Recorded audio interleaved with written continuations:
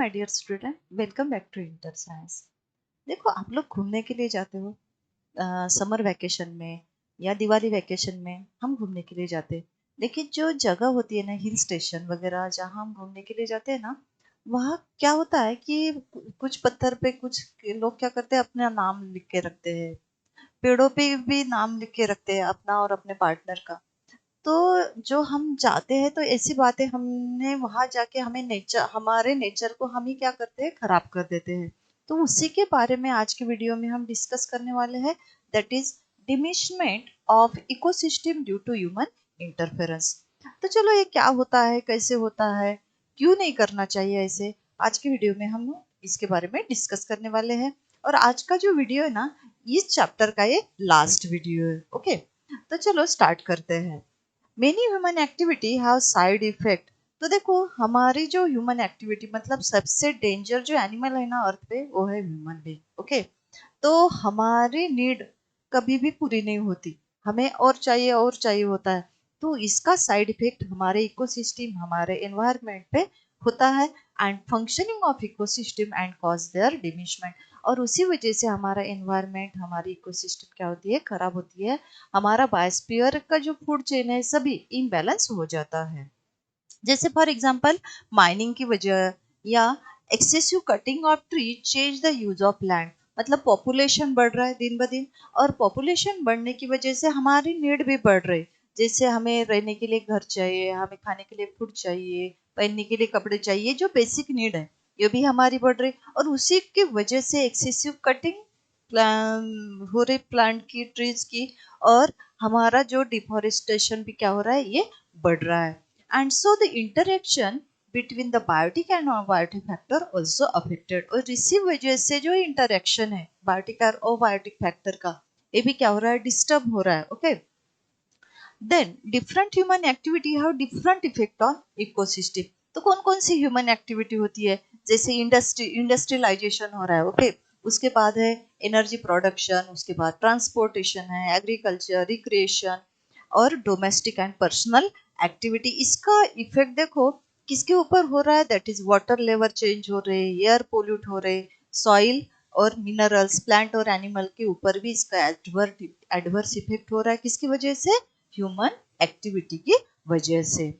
और they can be transformation of ecosystem from one two another और extreme of species. देखो, कुछ species है हम अभी नहीं देख सकते। ओके, जैसे वल्चर जो है, अभी ये खत्म होने के कगार पे है। लेकिन आने वाली जो जनरेशन है ना, इसको तुम लोग देखो क्या करोगे, तुम लोग जो देख रहे हो ना, आने वाले जनरेशन को वो भी देखने के लिए नहीं मिलेगा। मतलब तुम लोग सिर्फ उनको पिक्चर में या फोटो में दिखा सकते हो।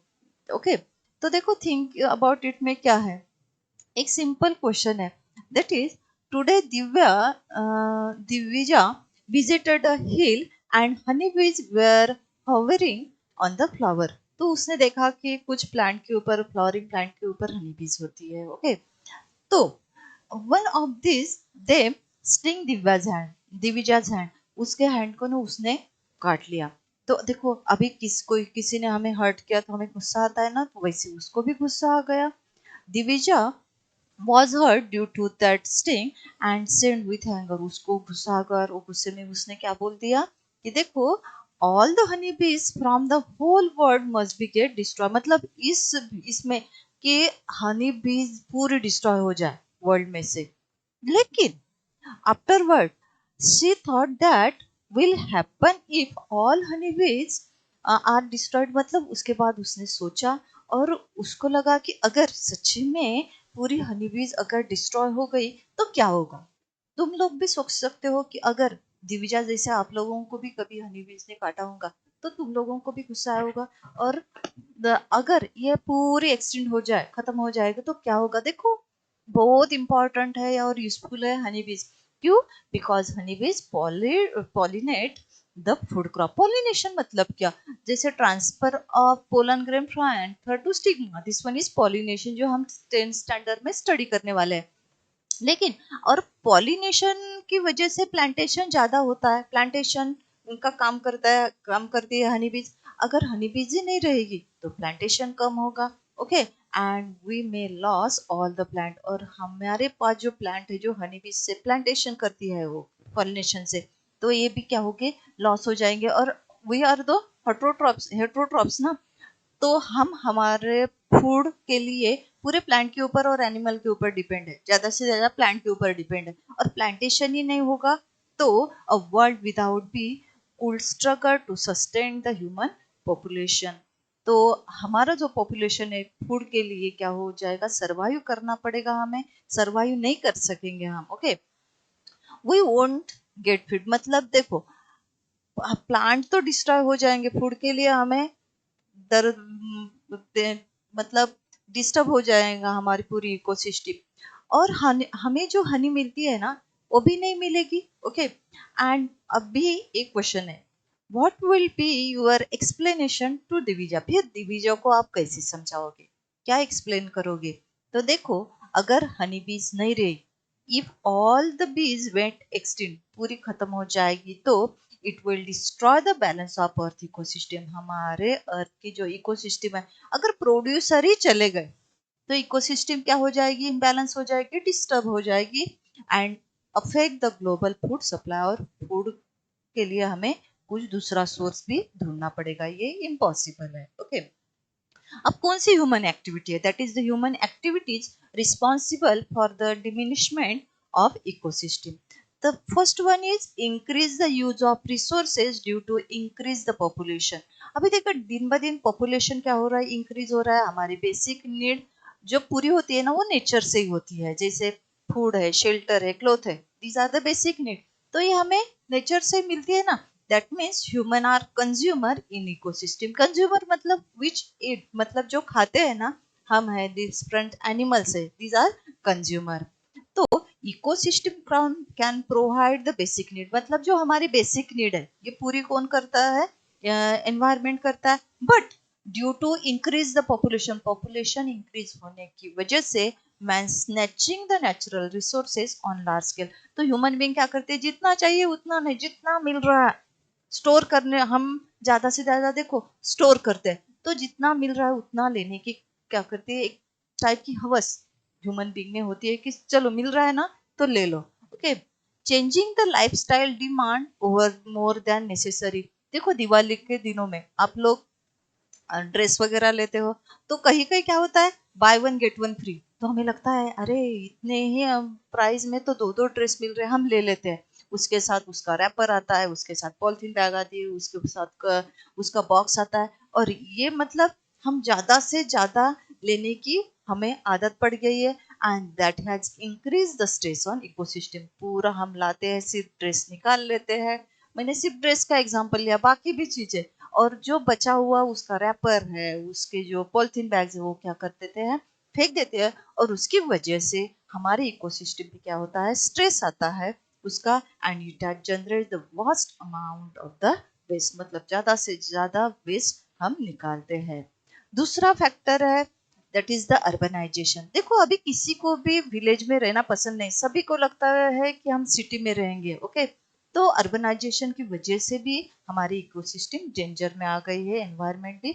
मोर एंड मोर एग्रीकल्चर लैंड, जैसे मार्श लैंड है, वेटलैंड है, फॉरेस्ट है, ग्रास लैंड है, अभी इसका क्या हो रहा है, get destroy for the building, क्योंकि पॉपुलेशन बढ़ रहा है तो लोगों को रहने के लिए घर चाहिए, और तो घर के लिए लैंड चाहिए, और लैंड कहाँ से आएगी, ये सिर्फ मतलब मार्श लैंड से, वेटलैंड से, फॉरेस्ट, ग्रास लैंड, ये डिस्ट्रॉय हो रहा है, और वहां बड़ी बड़ी बिल्डिंग, रेस्टोरेंट, ये क्या हो रही, बिल्ड हो रही, उसका वजह से as a result of this human interference ecosystem either change or get completely destroy, मतलब हमारी पूरी इकोसिस्टम चेंज भी हो रही और पूरी डिस्ट्रॉय हो रही ह्यूमन एक्टिविटी की वजह से।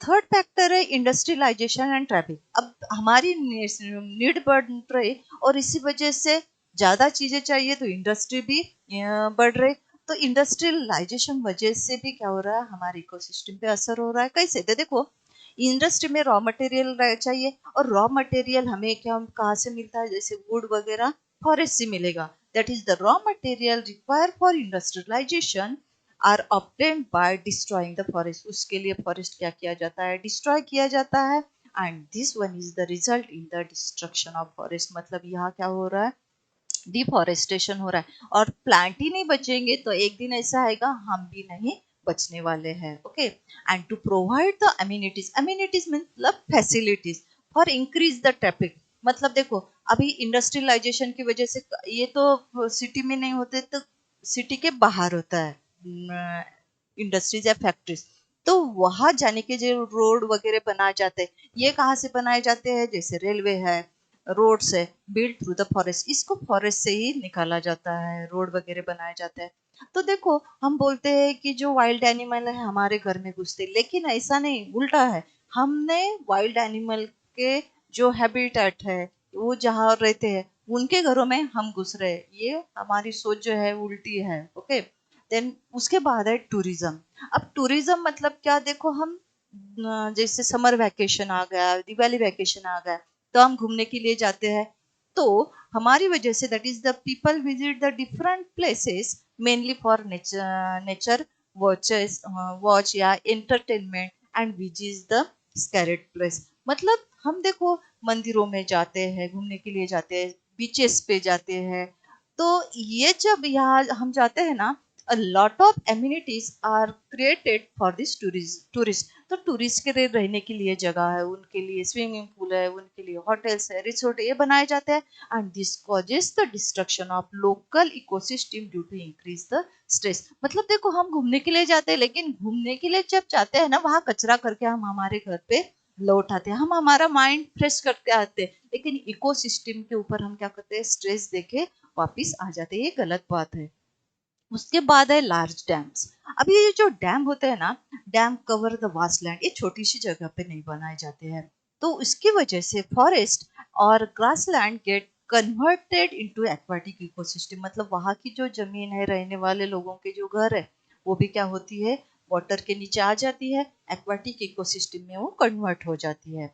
Dam also lesson the water current in lower area. मतलब क्या, देखो पहले डैम बनने डैम बनने की पहली सिचुएशन है, पहले की सिचुएशन है, मतलब रिवर पहले ऐसी होती थी, लेकिन आफ्टर कंस्ट्रक्शन ऑफ डैम देखो वो जो रिवर होती है ना, वहां का फ्लो बहुत कम हो जाता है या ड्राई हो जाती है।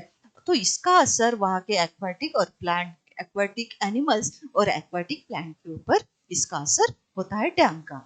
अब ये ब्रेन पावर में, यूज योर ब्रेन पावर में क्या है, which biotic factors get affected due to the dam. कौन से बायोटिक फैक्टर के, मतलब लिविंग ऑर्गेनिज्म पे अफेक्ट होगा, मैंने अभी बताया कि जो एक्वाटिक प्लांट है, एनिमल के ऊपर उसका असर होगा, that is the plants and animal and human get affected due to the dam. मतलब सिर्फ एक्वाटिक प्लांट और एनिमल ही नहीं, ह्यूमन के ऊपर भी उसका अफेक्ट होता है, क्योंकि हमें बेसिक नीड वाटर तो हमें चाहिए ना, वाटर को तो हम लाइफ बोलते हैं ना।